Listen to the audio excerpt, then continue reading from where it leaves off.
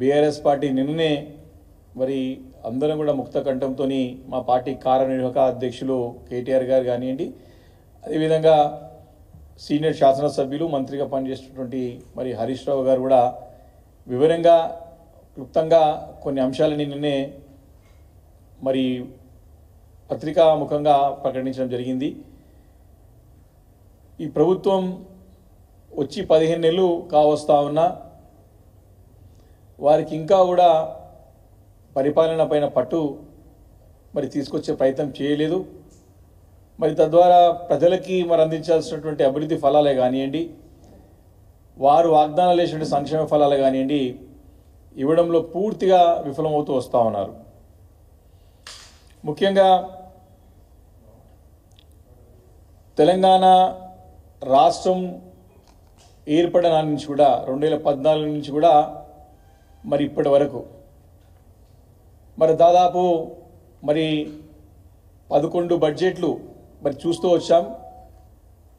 ఏ బడ్జెట్లో కూడా ఇంత ఘోరమైనటువంటి అబద్ధాలు అవాస్తవాలతో కూడినటువంటి ప్రకటనలు మరి ఈ బడ్జెట్ ప్రసంగంలో స్పష్టంగా కనపడుతూ ఉంది. గత సంవత్సరం సరే మొట్టమొదటిసారి అధికారంలోకి వచ్చినారు కదా, వారికి ఒక సంవత్సరం కాలం పాటు టైం ఇవ్వాలని చెప్పేసి మా అధినేత కేసీఆర్ గారు చెప్పినటువంటి సందర్భంలో మరి వారికి పూర్తిగా సహకరించుకుంటూ వచ్చినటువంటి మరి ఈ యొక్క తరుణంలో వారు మళ్ళీ కూడా సేమ్ టు సేమ్ గత బడ్జెట్ సమావేశంలో గత బడ్జెట్లో కేటాయించినటువంటి గత బడ్జెట్లో మరి కేటాయించిన నిధుల నుంచి కూడా ఏ మాత్రం కూడా సరిగా ఖర్చు చేయకుండా మళ్ళీ వాటిని క్యారీ ఓవర్ చేసే విధంగా మకీ టు మకీ సేమ్ గత బడ్జెట్లో ఉన్నాయి మళ్ళీ అవి అంకాలు ముందు తీసుకొచ్చి పెట్టి మళ్ళీ తెలంగాణ ప్రజలను పక్కదో పెట్టించే ప్రయత్నం ఈ ప్రభుత్వం చేసిందని చెప్పి స్పష్టంగా తెలియజేస్తా ఉన్నాను. దాదాపు 150 పారాగ్రాఫ్లు 72 పేజీలు కేవలం ఈ బడ్జెట్ ప్రసంగాన్ని ఒక పుస్తక రూపంలో తీసుకురావాలా, ఏదో బడ్జెట్ మాట్లాడాలనేటువంటి ఒక ఉద్దేశంతో ఇది మ్యాండేటరీ కాబట్టి ఉద్దేశంతో ఈ ప్రసంగం తయారు చేసడం తప్ప నిజంగా ప్రజలకు మనం చేయాల్సిన చిత్తశుద్ధి అనేది స్పష్టంగా దానికి కనపడలేదని చెప్పి ఈ సందర్భంగా బీఆర్ఎస్ పార్టీ తరఫున మనవి చేస్తా ఉన్నాను. మరి ముఖ్యంగా హైదరాబాద్ నగరం దాదాపు తెలంగాణ రాష్ట్రానికి నిధులు సమకూర్చేది గుండెకాయ లాంటిది. దాదాపు 60% ఇన్కమ్ 60% రాబడులంతా కూడా హైదరాబాద్ నగరం నుండే తెలంగాణ రాష్ట్రానికి వస్తాయి.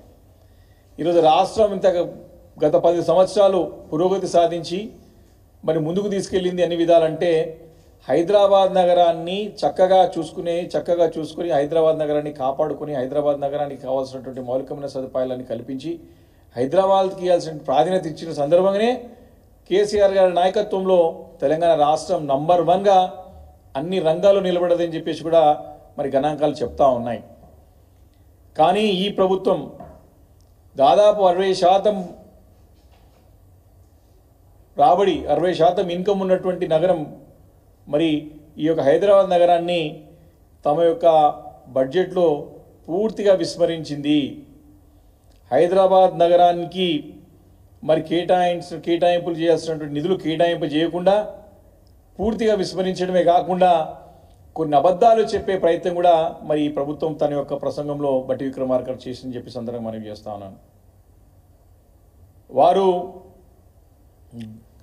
ముఖ్యంగా 4 సూపర్ స్పెషాలిటీ హాస్పిటల్ని 4 వైపులా కేసీఆర్ గారి నాయకత్వంలో పనులన్నీ కూడా శంకుస్థాపనలు చేసి ప్రారంభోత్సవం చేసుకుని మరి ముందుకు వెళ్తున్న తరుణంలో ఈ 4 సూపర్ స్పెషాలిటీ హాస్పిటల్ని పూర్తిగా విస్మరించింది. హైదరాబాద్కి గతంలో ఉన్నటువంటి జనాభాకి సరిపడా ఉస్మానియా హాస్పిటల్, గాంధీ హాస్పిటల్, నిమ్స్ ఈ 3 హాస్పిటల్స్ మనకి ప్రజలకు సేవలు అందిస్తూ ఉన్నాయి. కానీ ఇప్పుడు 10 లక్షలు 20 లక్షల జనాభా ఉన్నటువంటి స్థాపించినటువంటి ఆసుపత్రులు సరిపోవని చెప్పి 1 కోటి జనాభా దాటుతా ఉన్నది. ఈ జనాభాకు అంతా కూడా 4 సూపర్ స్పెషాలిటీ హాస్పిటల్ కావాలని చెప్పేసి కూడా ముఖ్యమంత్రి గతంలో కేసీఆర్ గారి నాయకత్వంలో మరి ప్రారంభించినటువంటి ఆసుపత్రి నిర్మాణాలని పూర్తిగా విస్మరిస్తూ వాటి గురించి కేటాయింపులు కానీ వాటిని ప్రస్తావన చేయకపోవడము ప్రభుత్వం యొక్క అనాలోచిత విధానానికి వారి యొక్క ప్రజల యొక్క సంక్షేమం గురించి ప్రజల యొక్క ఆరోగ్యం గురించి ప్రజలు హైదరాబాద్ నగరం కాపాడుకోవాల్సినటువంటి బాధ్యత విస్మరించిందని చెప్పి స్పష్టంగా తెలుస్తూ ఉంది.